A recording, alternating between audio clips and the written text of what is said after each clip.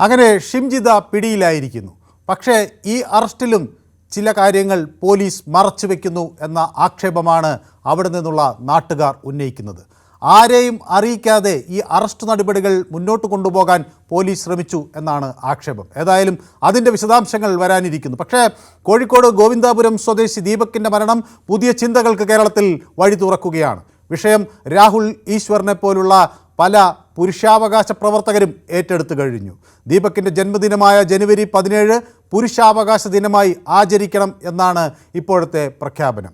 സ്ത്രീകൾ അന്യായമായി കുരുക്കാൻ ശ്രമിക്കുന്നവർക്കായി ഹെൽപ്പ് ലൈനുകൾ ഏർപ്പെടുത്തും. ഹോമീസ് മെൻ കി ബാത്ത് എന്ന മൊബൈൽ ആപ്പും പുറത്തിറങ്ങും.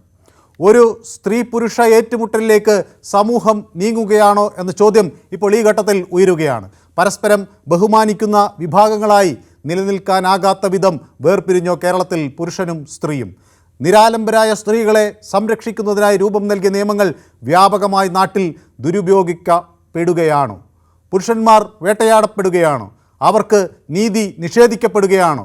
ആത്മാഭിമാനത്തോടെ ആണിന് ഈ നാട്ടിൽ ജീവിക്കാൻ ഒരു പുരുഷ കമ്മീഷൻ അനിവാര്യമാണോ? കേരള സമൂഹത്തിൽ അബലനോ പുരുഷൻ എന്ന ചോദ്യമാണ് ന്യൂസ് 18 പൊതുവേദി ഇന്ന് പ്രേക്ഷകർക്ക് മുന്നിൽ വയ്ക്കുന്നത്.